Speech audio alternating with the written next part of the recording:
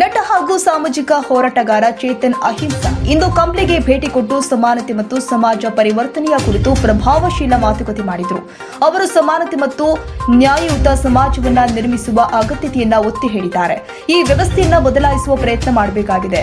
ಜನರನ್ನು ಬದಲಾಯಿಸುವ ಬದಲು ವ್ಯವಸ್ಥೆಯೇ ಬದಲಾಗಬೇಕು ಎಂದು ಕರೆ ಕೊಟ್ಟಿದ್ದಾರೆ.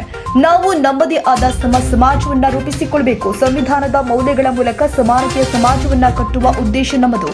ಸೇವಾ ಮನೋಭಾವ ಇರುವವರು ರಾಜಕೀಯಕ್ಕೆ ಬರಬೇಕು. ಅಂಬೇಡ್ಕರ್ ಅವರ ಮಾರ್ಗದಲ್ಲಿ ಸಂಘಟಿತರಾಗಿ ಕೆಲಸ ಮಾಡಬೇಕು ಅಂತ ಅಭಿಪ್ರಾಯಪಟ್ಟಿದ್ದಾರೆ. ಚೇತನ್ ಅವರ ಮಾತುಗಳು ಸ್ಥಳೀಯ ಯುವ ಜನತೆ ಮತ್ತು ಕಾರ್ಯಕರ್ತರಲ್ಲಿ ಭಾರಿ ಸ್ಪಂದನೆ ಮೂಡಿಸಿದೆ. ಅವರ ಜಾಗೃತಿಯ ಸಂದೇಶ ಮುಂದಿನ ದಿನದಲ್ಲಿ ಇನ್ನಷ್ಟು ಚರ್ಚೆಗೆ ಕಾರಣವಾಗುವ ನಿರೀಕ್ಷೆ ಇದೆ ಎಂಬುದು ಸಭೆಯಲ್ಲಿ ಇದ್ದವರ ಮಾತಾಗಿದೆ. ನಾವು ಹೋಗಿ ಜನನ ಬದಲಾಯಿಸಕ್ ನಾವು ಹೋಗ್ತಾ ಇಲ್ಲ. ನಾವು ವ್ಯವಸ್ಥೆನ ಸರಿಪಡಿಸಕ್ ಪ್ರಯತ್ನ. ಜನರನ್ನ ನಾವು ಬದಲಾಯಿಸಕ್ ಹೋಗ್ತಾ ಇಲ್ಲ. ನಮ್ಮ ಮನೇಲಿ 4 ಜನ ಇದ್ದಾರೆ, 4-5 ಪಕ್ಷಕ್ಕೆ ಮತ ಹಾಕ್ತೀವಿ. ನಾವು ಕನ್ವಿನ್ಸ್ ಮಾಡಕ್ಕಾಗಲ್ಲ. ನಮ್ದೇ ತಪ್ಪಿರೋ ಅವ್ರದೇ ತಪ್ಪಿರೋ ಗೊತ್ತಿಲ್ಲ. ನಾವ್ ಇಲ್ಲಿ ಬಂದು ಯಾರನ್ನು ನೀವು ಒಳ್ಳೆಯವರಾಗಿ ನೀವು ಕೆಟ್ಟವರಿದ್ದೀರಾ ಅಂತ ಹೇಳಕ್ ಹೋಗ್ತಾ ಇಲ್ಲ. ಬಟ್ ವ್ಯವಸ್ಥೆ ಸಮಾಜ ದೃಷ್ಟಿ ನಾವು ಫೈಟ್ ಮಾಡಿದ್ರೆ, ನಾವು ಮೇಲಿಂದ ಮ್ಯಾಕ್ರೋ ಲೆವೆಲ್ ಅಲ್ಲಿ ಮತ್ತೆ ಮೈಕ್ರೋ ಲೆವೆಲ್ ಅಲ್ಲಿ ಎರಡಲ್ಲೂ ಫೈಟ್ ಮಾಡಿದ್ರೆ ಜನರಿಗೂ ಅವ್ರದೇ ಆದ ಪರಿವರ್ತನೆ ಆಗೇ ಆಗುತ್ತೆ. ನಮಗೆ ಜನರಿಗೂ ಕೂಡ ಒಳಗಡೆ ಜನ ಬದಲಾಗಬೇಕು ಅಂದ್ರೆ ಒಳಗಡೆಯಿಂದ ಬದಲಾಗಬೇಕು. ಅದು ಒಂದು ಎವಲ್ಯೂಷನ್, ವೈಯಕ್ತಿಕ ಎವಲ್ಯೂಷನ್ ನಡೀತಾ ಬರುತ್ತೆ. ಈ ತರ ಚರ್ಚೆಗಳ ಮುಖಾಂತರ, ಈ ತರ ನಿಜವಾದ ಸತ್ಯಗಳ ಮುಖಾಂತರ ಇವತ್ತೇನಾಗುತ್ತೆ ಅಂದ್ರೆ ಈ ವ್ಯವಸ್ಥೆ ಜಾತಿ ಮೇಲೆ ನಿಂತಿರೋ ವ್ಯವಸ್ಥೆ ಇದು. ಮತ್ತೆ ಸ್ಟೂಡೆಂಟ್ಸ್ನಲ್ಲೂ ಕೂಡ, ಸ್ಟೂಡೆಂಟ್ಸ್ ಅಂದ್ರೆ ಟೀಚರ್ಸ್, ಸ್ಟೂಡೆಂಟ್ಸ್ ಅಲ್ಲೂ ಮತ್ತೆ ರಾಜಕಾರಣಿಗಳಿಂದ ಅವ್ರು ಎಷ್ಟೋ ಒಂದ್ ರೀತಿ ಜಾತಿವಾದ ಮಾಡ್ಕೊಂಡು ಮುಂದುವರಿಸ್ತಾರೆ. ನಮ್ಮ ವಾದ ಜಾತಿ ವಿನಾಶವಾದ. ನಾವು ಅದನ್ನ ಕಿತ್ತಾಕ್ಬೇಕು. ಬಟ್ ಇವತ್ತಿನ ದಿನ ಬರೀ ಜಾತಿ ಕಿತ್ತಾಕ್ಬೇಕು ಅಂದ್ರೆ ಬರೀ ಜಾತಿ ಮಾತಾಡೋಕ್ಕಾಗಲ್ಲ. ಜಾತಿಗೂ ಲಿಂಗಕ್ಕೂ ಸಂಬಂಧ, ಜಾತಿಗೂ ಆರ್ಥಿಕತೆಗೂ ಸಂಬಂಧ, ಜಾತಿಗೂ ಶಿಕ್ಷಣಕ್ಕೂ ಸಂಬಂಧ. ನೀವು ಹೇಳಿದ್ರೆ ಜಾತಿಗೂ ಭಾಷೆಗೂ ಸಂಬಂಧ. ನಾವು ಎಲ್ಲಾ ರೀತಿಯ ಅಸಮಾನತೆ ಕಿತ್ತಾಕೋವರೆಗೂ ನಾವು ಇದಕ್ಕೆ ನಿಜವಾಗ್ಲೂ ಟಕ್ಕರ್ ಕೊಡಕ್ಕಾಗಲ್ಲ.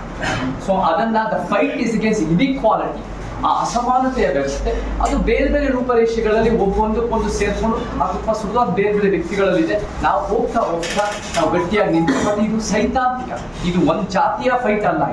ಇದು ಯಾರು ನಮ್ಮವ್ರು ಅಂದ್ರೆ ಯಾರು, ನಾನು ಯಾವಾಗಲೂ ಹೇಳಿದ್ದೀನಿ. ಅದು ರಘುನು ಬಹಳ ಇಷ್ಟಪಡ್ತಾರೆ. ನಮ್ಮವ್ರು ಯಾರು ಅಂದ್ರೆ ನಮ್ಮ ಜಾತಿಯ ಹುಟ್ಟೋರು ನಮ್ಮವರಲ್ಲ, ನಮ್ಮ ಧರ್ಮದಲ್ಲಿ ಹುಟ್ಟೋರು ನಮ್ಮವರಲ್ಲ, ನಮ್ಮ ಊರಿನಲ್ಲಿ ಇರೋರು ನಮ್ಮವ್ರು ಎಷ್ಟೋ ಸರಿ ಆಗಲ್ಲ, ನಮ್ಮ ಸತ್ತ ಸಮಾಜ ಎಷ್ಟೋ ಸರಿ ನಮ್ಮವ್ರು ಆಗಲ್ಲ. ನಮ್ಮವ್ರು ಅಂದ್ರೆ ನಮ್ಮ ಸಿದ್ಧಾಂತದವರು, ನಮ್ಮ ಸಮಾಜ ಬಯಸೋರು, ನಮ್ಮವರಾಗಿ ಫೈಟ್ ಮಾಡಿದ್ರೆ ನಾವು ಒಂದು ಉತ್ತಮ ಕರ್ನಾಟಕ ಮಾಡಬಹುದು. ನಾವೇ ಒಂದು ರೀತಿ ಮಾದರಿ ನೋಡ್ಕೊಂಡು ಬೇರೆಯವರು ಕಲಿಬಹುದು. ಮತ್ತೆ ನಾವು ನಮ್ಮ ನುಡಿದಂತೆ ನಡೆಯೋರಾಗಬೇಕು. ನಾವೇ ಹೊಸದನ್ನೇನೋ ನಾನು ಮಾಡ್ತಾ ಇದ್ದೀನಿ ಅಂತ ಹೇಳಕ್ ನಾನು ಇಷ್ಟಪಡಲ್ಲ. ಬಹಳ ಜನ ನಮ್ಮ ಪ್ರೊಫೆಸರ್ ಬಿ ಕೃಷ್ಣಪ್ಪ ಆಗಿರ್ಬೋದು, ಎನ್ ಡಿ ನಂಜುಂಡಸ್ವಾಮಿ ಆಗಿರ್ಬೋದು, ಶಾಂತವೇರಿ ಗೋಪಾಲ್ಪುರ ಆಗಿರ್ಬೋದು, ಅನೇಕ ಬಹಳ ಜನ ನೀವೆಲ್ಲ ನಿಮ್ಮ ರೀತಿಯಲ್ಲಿ ನಾವು ಭೂಮಿ ಮತ್ತು ವಸತಿ ಅಂದ್ರೆ ಇಟಲಿಯಲ್ಲಿ ಹೋರಾಟ ಮಾಡಿದ್ದೀವಿ. ನಿಮ್ಮೆಲ್ಲರ ಜೊತೆ ಬೇರೆ ಬೇರೆ ರೀತಿ ಹೋರಾಟ ಮಾಡಿದ್ದೀವಿ. ನಾವೆಲ್ಲ ಜೊತೆಗೆ ಸೇರಿ ಏನು ಈ ಕೆಲಸ ಪಾಯ ಹಾಕಿರೋ ಮೇಲೆ ಅದನ್ನ ನಾವು ಮುಂದುವರಿಸ್ತಾ ಇದೀವಿ ಅಷ್ಟೇ. ನಮಗೆ ಇವತ್ತಿನ ದಿನ ಏನ್ ಬೇಕು ಅಂದ್ರೆ ಪರ್ಯಾಯ ಖಂಡಿತ ಜನರ ಮುಂದೆ ಇಟ್ಟರೆ ಜನ ಅದನ್ನ ಕೇಳ್ತಾ ಇದ್ದಾರೆ ಅಂತ ನನಗೆ ಅನಿಸಿದೆ. ಆ ಪರ್ಯಾಯ ರಾಜಕಾರಣ ಬೇಕು ಅನ್ನೋದು, ಜನರ ರಾಜಕೀಯ ಬೇಕು. ಕರ್ನಾಟಕದ ಇವತ್ತಿಗಾಗಲೇ ಡೆಲ್ಲಿಯ ರಾಜಕೀಯ ಪಕ್ಷಗಳಾಗಿರ್ಬೋದು, ಅವರ ಒಂದು ರೀತಿ ನಿರ್ಲಕ್ಷ್ಯದ ಮನಸ್ಥಿತಿ, ಅವರ ಒಂದು ಶ್ರೀಮಂತ ಪರವಾಗಿರೋ ಮನಸ್ಥಿತಿ, ಅವರ ಒಂದು ಅಸಮಾನತೆ ಪರವಾಗಿರೋ ಮನಸ್ಥಿತಿ, ಅದನ್ನ ಒಂದು ರೀತಿ ಜನ ಇಷ್ಟಪಡ್ತಾ ಇಲ್ಲ. ಒಂದು ಕರ್ನಾಟಕದ ನಮ್ಮದೇ ಆದ ವಿಚಾರಗಳನ್ನ ಅರ್ಥ ಮಾಡ್ಕೊಂಡು ಸ್ಪಂದಿಸೋದು ಬೇಕು ಅಂತ ಜನ ಒಂದು ಬಹಳ ಕಡೆ ಕೇಳ್ತಾ ಇದ್ದಾರೆ. ಆ ಒಂದು ಅದನ್ನ ನಾವು ಜನರ ಮುಂದೆ ಇಡಬೇಕು ಅನ್ನೋದು ನನ್ನ ಕನಸು. ನಾನು ಇವತ್ತಿನ ದಿನ ಯಾರಿಂದ ಸ್ಫೂರ್ತಿಗೊಂಡಿದ್ದೀವಿ ಅಂದ್ರೆ, ನನಗೆ ಕಾಂಶಿರಾಮರು ಬಹಳ ಅದ್ಭುತವಾಗಿ ಕಾರ್ಯರೂಪಕ್ಕೆ ತರ್ತಾರೆ. ಅವರು UP-ನಲ್ಲಿ ಅವರ ಒಂದು ಕಾಲಘಟ್ಟದಲ್ಲಿ 80, 90, 2006 ನಾವು ಕಾಂಶಿರಾಮನ್ ನೋಡಿದಾಗ, ಮತ್ತೆ ಅದೇ ರೀತಿ ಬಾಬಾ ಸಾಹೇಬ್ ತಂದೆ ಪೆರಿಯಾರ್ ವ್ಯಾಖ್ಯಾನಿಸಿದಾಗ ನಮ್ಗೆ ನೀವು 4-5 ಸರಿ ಪ್ರಸ್ತಾಪ ಮಾಡಿದ್ರೆ ಫ್ಯಾಸಿಸ್ಟ್ ಫೋರ್ಸಸ್ ಅನ್ನು ಯಾರು ಕರೀತಾರೆ ಅಂದ್ರೆ ಹೆಚ್ಚು ಕಮ್ಮಿ ಈ ಒಂದು ಮನುವಾದಿ ವ್ಯವಸ್ಥೆ, ಕಾಂಗ್ರೆಸ್ JDS ಇಂಥ ಮನಸ್ಥಿತಿ ಇರೋರು, ಗಾಂಧಿವಾದಿಗಳು ಇರೋರು ಏನ್ ಮಾಡ್ತಾರೆ ಅಂದ್ರೆ ಹಿಂದುತ್ವನ ವಿರೋಧ ಮಾಡಿ ಫ್ಯಾಸಿಸ್ಟ್ ಅಂತ ಕರೀತಾರೆ. ನಮಗೆಲ್ಲ ಸಿಸ್ಟಮೇ ಅಸಮಾನ. ನಾವು ಬರೀ BJP ವಿರೋಧ ಮಾಡ್ಕೊಂಡಿರೋದಲ್ಲ. BJP ಒಂದು 35% ವೋಟ್ ತಗೋಬಹುದು. ಈ ಮನುವಾದಿನೇ 62-65% ಇದೆ. ಸೊ ಇವತ್ತಿನ ಪೊಲಿಟಿಕಲ್ ಆಕ್ಟಿವಿಸಮ್ ವ್ಯಾಖ್ಯಾನಿಸ್ತಿರೋ ಎಲ್ಲರೂ ಅವ್ರ ರೀತಿ ಕೆಲಸ ಮಾಡ್ತಾ ಇದ್ದಾರೆ. ಎಲ್ಲರೂ ಒಂದು ಉತ್ತಮ ಸಮಾಜ ಅವ್ರ ನಿಟ್ಟಿನಲ್ಲಿ ಮಾಡ್ತಾ ಇದ್ದಾರೆ. ಆದ್ರೆ ಯಾರು ಕೂಡ ನಮ್ಮ ಹಾಗೆ ಒಂದು ಈ ಸಿಸ್ಟಮ್ ಅನ್ನ ಫೈಟ್ ಮಾಡ್ತಾ ಇಲ್ಲ. ಯಾಕಂದ್ರೆ ನಮಗೆ BJP ಇಂದಲೂ ವಿರೋಧ ಬರುತ್ತೆ, ಈ ಕಾಂಗ್ರೆಸ್ ವಾದಿ, ಮನುವಾದಿ, ಗಾಂಧಿವಾದಿಗಳಿಂದ ವಿರೋಧ ಬರುತ್ತೆ, ಕಮ್ಯುನಿಸ್ಟ್ ವಾದಿಗಳಿಂದ ವಿರೋಧ ಬರುತ್ತೆ. ನಮ್ಮದೇ ಆದ ಒಂದು ಸಮಾಜ ಯಾರು ಇಷ್ಟು ಅವ್ರ ರೀತಿನ ಸಾಕಷ್ಟು ವ್ಯಾಖ್ಯಾನಿಸ್ತಾ ಇಲ್ಲ.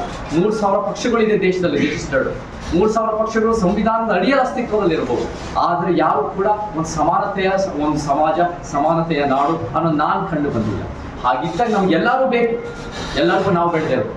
ಸೊ ನಮ್ಗೆಲ್ಲ ಸಂಘಟನೆ ಜೊತೆಗೆ ಸೇರಿ ನಾನು ಇವಾಗಲೇ ಸಿನಿಮಾ ರಂಗದಲ್ಲಿ ಒಂದು ಸಂಘಟನೆ ಮಾಡಿದ್ದೀನಿ. ಒಂದು ಸಂಸ್ಥೆ, ಒಂದು ಫೈರ್ ಅಂತ ಸಂಸ್ಥೆ, ಅಲ್ಲಿ ಮಹಿಳೆಯರ ಪರವಾಗಿ, ಬರಹಗಾರರ ಪರವಾಗಿ ನಾವು ಸಿನಿಮಾದಾಗ ಕೆಲಸ ಮಾಡಿದ್ದೀವಿ. ನಾನು ಇಲ್ಲೇ ಹೊಸ ಸಂಘಟನೆ ಸಂಸ್ಥೆ ಕಟ್ಟೋದಕ್ಕಿಂತ ನೀವೆಲ್ಲ ಮಾಡಿದ್ರೆ ಲಕ್ಷಾಂತರ ಸಂಘಟನೆಗಳಿದೋ, ನಾವೆಲ್ಲ ಒಂದೇ ವೇದಿಕೆಗೆ ಬಂದ್ರೆ, ಒಂದೇ ತರ ಬಂದ್ರೆ, ಪೊಲಿಟಿಕಲ್ ಒಂದು ರೀತಿ ಒಂದು ಪ್ರಯತ್ನ ಮಾಡಿದ್ರೆ ನಾವು ಇನ್ಫ್ಲುಯೆನ್ಸ್ ಮಾಡ್ಬೋದು. ನಿಜವಾಗ್ಲೂ ಎಷ್ಟೇ ಹೋರಾಟ ಮಾಡ್ಬೋದು.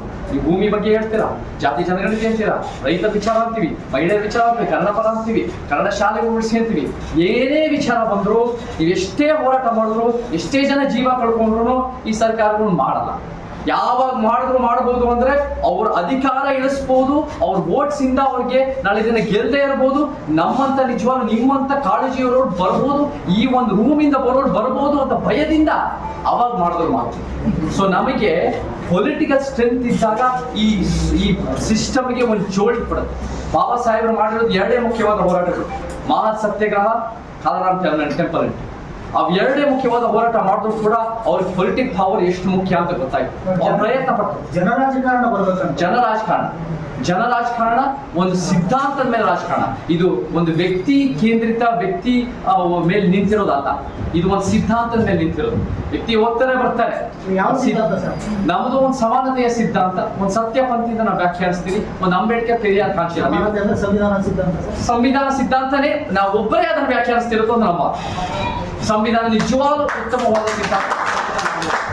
ಸೊ ಅದನ್ನ ನಾವು ಇವತ್ತು ಜನರ ಮುಂದೆ ಇಟ್ಟರೆ, ಜನರ ಮುಂದೆ ಇದೆಲ್ಲ ಇವತ್ತಿನ ನಡೀತಿರೋದೇ ಒಂದು ಸಿದ್ಧಾಂತದ ನಡುವೆ ಸಂಘರ್ಷಗಳು. ನಾವ್ ಯಾವ ವ್ಯಕ್ತಿ ಮೇಲೆ ನಾವು ಕೋಪ ಇಲ್ಲ. ಇಲ್ಲಿ MLA-ಗಳು ಇರ್ತಾರೆ, ಪ್ರತಿ ಕ್ಷೇತ್ರದ